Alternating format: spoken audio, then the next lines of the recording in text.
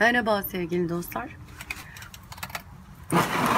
Avokadomu bu şekilde 5 litrelik bir pet şişenin içine ekmiştim. Fakat görüldüğü gibi ufak ufak sinyaller vermeye başladı. Artık bu saksı ona çok daha küçük geliyor. Oscar'cığım horlama istersen. Bekçi köpeği misin sen? He? Gözü açık mı horluyorsun?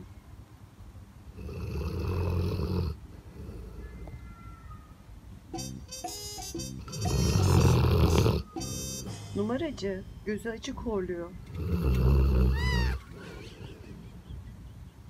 Uyuyor musun sen şimdi gerçekten?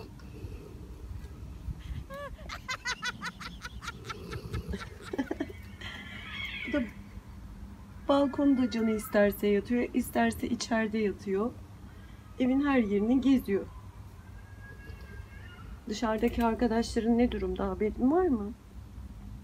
Çok üzülüyorum onlara. Keşke hepsini alacak yerim olsa onları da alırdım. Kardeş kardeş uyur muydunuz? Ne kıskanç. Hiç duymamazlıktan geliyor. Bir de horlama numarası yapıyor. Bak sen. Pis pis. Gerçekten horluyor musun? Hı? Oscar. Şişt. Numaracı. Hiç kıpırdamıyordu ya. Uykucu. Ha? Oscar'ın enteresan uyuma şeklinden sonra kaldığımız yerden biz devam edelim. Herhangi bir durum değişikliği yok. Sulama şekli, her şey aynı. Sadece tek sebebi olabilir. O da saksı. Artık avokadomuzu daha büyük bir toprağa ekmem gerekiyor. Bu yüzden de ben şöyle elimde 10 litrelik bir damacana var. Bunu keseceğim. Hemen saksı gibi altına delikler açacağım. Avokado ağacımızı kurtarma operasyonu. Daha önceki saksılarım 5 litrelik su şişelerindendi. Ama ağacım artık o kadar büyümüş, kökünü o kadar çok salmış ki şu anda mutsuz. Yerimi değiştir diyor. Şimdi bitkilerime bir tek ben baktığım için onların ne istediğini anlayabiliyorum. Yerini değiştirmedim. Aynı suyu veriyorum. Aynı güneşi aynı saatte görüyor. Buna rağmen bir değişiklik varsa durup dururken yaprakları uçlardan kahverengilemeye başlamışsa bunun tek sebebi olur. Tabii ki de küçücük saksıda kocaman bir avokado. Benim elimde şöyle bir alet var. Bununla ellerim de boya. Kir değil arkadaşlar. Resim de yapıyorum biliyorsunuz. O yüzden her gün resim yaptığım için ellerim temiz. Yani temiz aslında, işte boyalar çıkmıyor. Böyle kökler çürümesin, fazla suyunu boşaltsın diye böyle minik minik delikler açıyoruz. Şuradan da bir delik açalım. Ve hemen kesiyoruz. Ve saksımız hazır olmak üzere. Avokadom çok mutlu olacak.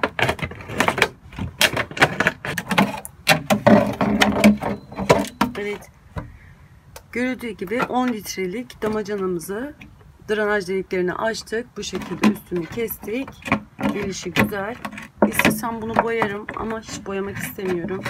Çünkü devamlı saksılarını değiştirebiliyorum. Boyalarım boşu boşuna tüketmiş oluyorum. Bunları pet şişeleri gömmem bir açıdan çok iyi. Bunu şimdi ben hemen keseceğim. Kökünü fazla hava aldırmadan yeni saksısına dikeceğim. Böylelikle hani çöpe attığımda da keserek aldığımda da herhangi bir sorun olmuyor. Normal bir saksı alsaydım onu kesmeye kıyamazdım. Kökleri kopabilirdi, zarar görebilirdi. Şimdi hiçbir zarar görmeden direkt bunu saksıya geçireceğim. Elimde şöyle yumurta kabuklarım var. Bunları da toprağıma gömmeden önce altına ekeceğim. Bitkimi beslemesi için. Şimdi ben bu pet şişemi görüldüğü gibi iki yandan kestim. Şöyle. Bunları bilerek dün sulamadım. Rahatça çıkarayım diye. Dağılmasın toprağa. Şu şekilde iki yandan şimdi açacağım bunu.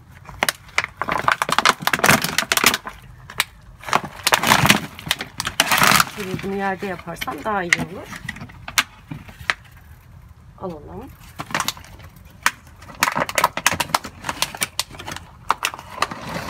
Şöyle. Çok strese girmesin. Hemen yanlardan şöyle iki yana toprağını dolduruyoruz. Hızlıca dolduralım. Can suyunu verelim. Mutlu olsun. Hatta adapte olacak bu toprağa da. Yine de bir strese girmiştir. Değil mi? Çok seviyorum sizi. Çok. Bitkileri, hayvanları, çocukları çok severim.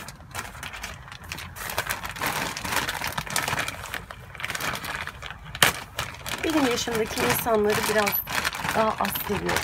Çünkü sanki onlar daha aralarından iyi insan çıkması daha zor gibi geliyor. Şimdi bitkimizi bu şekilde çok strese sokmadan hızlı bir şekilde hemen yeni toprağına ekiyoruz. Bakın hiç incinmedi. Kökleri kopmadı. Aynı zamanda alıştığı toprağı da değiştirmemiş olduk. Çok strese girmeyecek herhalde diye düşünüyorum. Genelde de girmiyorlar zaten. Hep böyle yapıyorum. Hazır saksıdan daha mantıklı bence bunu böyle yapmak. İstediğim zaman istediğim gibi bitkiye zarar vermeden kesip alabiliyorum. Bence gayet güzel, böyle mantıklı. Tabii evimin içinde kullansaydım belki biraz daha böyle ev dekoruna uygun, süslü bir şeyler isteyebilirdim. Ama bunlar zaten bahçe bitkileri, ağaç. Bir süre sonra inşallah bir bahçede yerini bulur. Belki benim bahçemde, belki birinin bahçesinde. Çok güzel, çok. Ağaçları, yeşili sevmeyen yoktur diye düşünüyorum.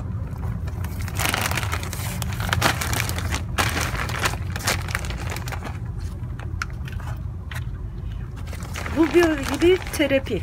Resim yapmak da aynı şekilde. Resim yapmak da bir terapi. Biz kadınlar zaten annelerimizden de biliriz. Dantel yaparız, el işi yaparız. Karşısına geçer saatlerce izleriz. Biz kadınlar üretmeyi severiz. Şimdi dantel çok kullanılan bir şey değilmiş gibi geliyor. Gerçi biraz yeniden moda olur gibi geliyor bana dantel işleri.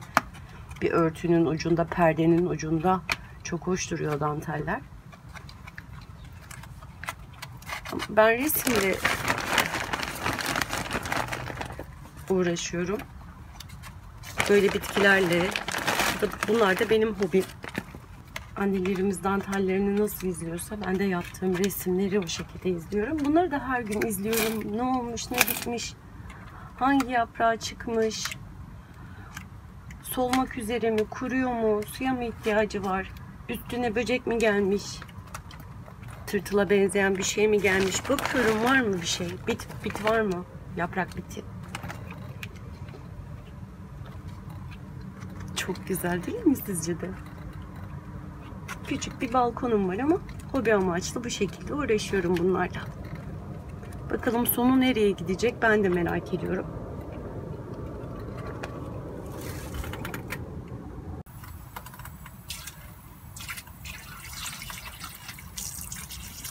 Şimdi de can suyunu verelim bitkimize.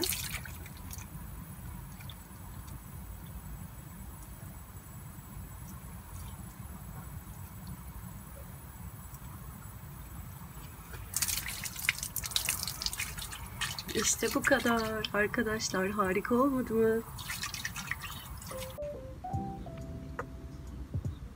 Bitkilerimi suladım. Harika oldular. Onlar da rahat etti, ben de. Çok güzel. Bakar mısınız? Yemyeşil. Balkon değil de bahçe gibi sanki. Evet, işimiz bitti. Beni buraya kadar izleyip vakit ayırdığınız için çok teşekkür ederim. Kanalıma abone değilseniz abone olmayı unutmayın. Beğeni ve yorumlarınızı bekliyorum. Sağlıcakla kalın. Hoşça kalın.